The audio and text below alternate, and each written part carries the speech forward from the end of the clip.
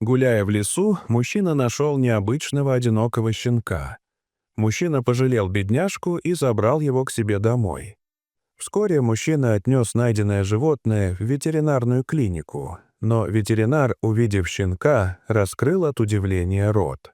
Марк любил гулять по лесу недалеко от своего дома. Это было его любимое времяпрепровождение, особенно после долгих рабочих дней. Он часто брал с собой бинокль, чтобы наблюдать за птицами, и видеокамеру, чтобы запечатлеть красивые моменты природы. Иногда он оставался в лесу до самого заката, наслаждаясь тишиной и покоем, которые дарила природа. Однажды, теплым весенним днем, Марк услышал странный звук, доносившийся из кустов. Звук был похож на смесь писка и чавканья, чего Марк никогда раньше не слышал в этих местах. Он остановился в замешательстве, прислушиваясь к необычному шуму, который постепенно становился все громче и настойчивее. Он почувствовал, как его сердце учащенно забилось от любопытства и легкого беспокойства. Заинтригованный и немного настороженный, Марк осторожно раздвинул ветки и увидел за ними маленькое беззащитное существо. На первый взгляд оно напоминало щенка, но что-то в его внешности казалось необычным. У животного была почти голая кожа и несоразмерно большая голова. Возможно, это была одна из пород голых собак, о которых Марку рассказывали его друзья. Все тело щенка выглядело так, будто ему не хватало сил даже на то, чтобы шевельнуться. Марк почувствовал, как его сердце сжалось от сострадания, когда он увидел, как дрожит это маленькое создание, словно умоляя о помощи. Он представил себе, как долго этот щенок может находиться здесь в одиночестве, изо всех сил пытаясь выжить. Щенок выглядел истощенным и слабым. Его бока часто вздымались, и он дрожал всем телом, как будто находился в постоянном страхе. Марк понял, что не может оставить его здесь одного. Он снял свою куртку и аккуратно завернул в нее животное, стараясь не причинить ему вреда. В этот момент он почувствовал глубокую связь со щенком, как будто теперь его обязанностью было позаботиться о нем. По дороге домой Марк внимательно разглядывал свою находку. У животного были необычно большие глаза с длинными ресницами, которые придавали ему еще более загадочный вид. Его морда была вытянутой, с маленьким приплюснутым носом на конце. Лапки казались непропорционально большими по сравнению с телом, а хвост был короткий и толстый.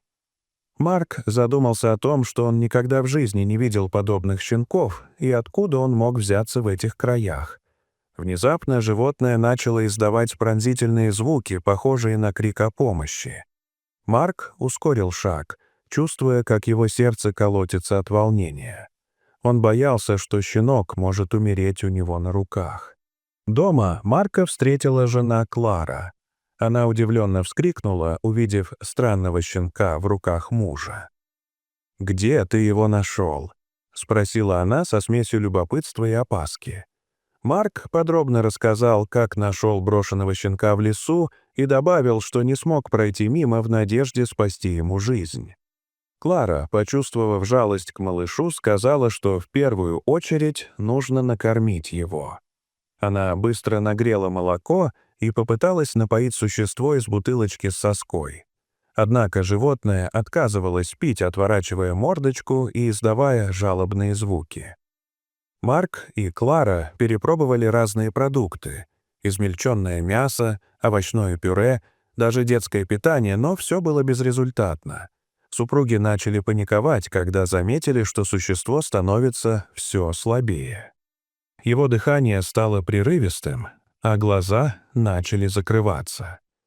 В отчаянии Клара предложила позвонить в ветеринарную клинику и узнать, что делать в такой ситуации.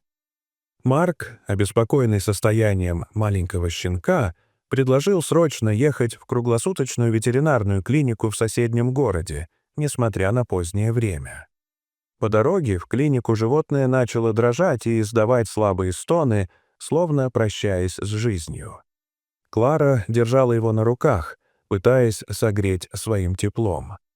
Марк гнал машину на предельной скорости, молясь, чтобы они успели спасти страдающее животное. В клинике их встретил пожилой ветеринар Роберт с усталым лицом. Увидев необычного щенка, он нахмурился и быстро повел их в смотровую.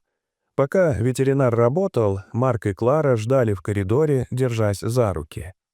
Они слышали, как в смотровой что-то падает и звенит, а ветеринар громко отдает команду медсестре. Минуты тянулись мучительно долго, как будто время остановилось. Марк и Клара не находили себе места от тревоги, представляя худший исход. Наконец, ветеринар вышел к ним. Его лицо было очень серьезным. Мне удалось стабилизировать его состояние, но я никогда раньше не видел такого животного. Нам нужно провести дополнительные исследования», — сказал Роберт, вытирая пот со лба. Марк и Клара провели бессонную ночь в клинике, по очереди дежуря у клетки с их необычным подопечным. Они наблюдали за каждым движением щенка, которого они назвали Чарли, с надеждой на то, что он сможет поправиться. К утру им показалось, что животное чувствует себя немного лучше. Щенок даже попытался встать на свои странные лапы, вызывая у супругов смешанное чувство облегчения и тревоги.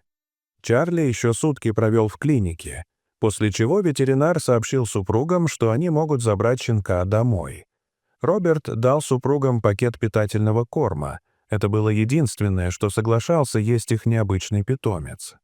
Марк и Клара с радостью забрали Чарли домой, уверенные, что теперь все будет хорошо. Через 2 дня им позвонил ветеринар Роберт, чтобы узнать о состоянии Чарли. Он также сообщил, что его коллеги-зоологи очень заинтересовались необычным существом. Ученые предположили, что это может быть детеныш редкого вида животных.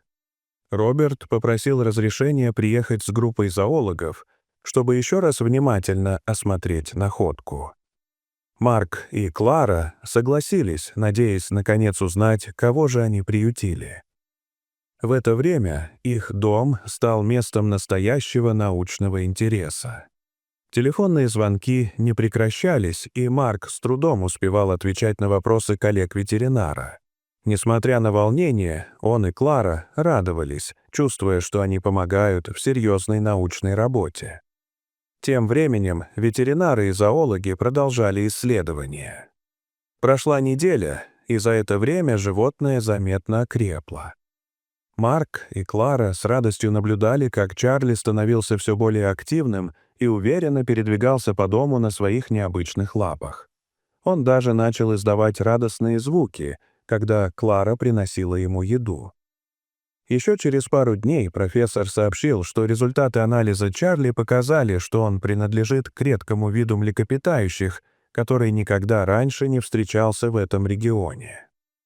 Однажды вечером, когда Марк и Клара смотрели телевизор, в дверь позвонили. На пороге стояли 2 мужчин в форме. Они представились сотрудниками зоопарка и спросили, не находили ли супруги в последнее время необычное животное. Марк и Клара переглянулись.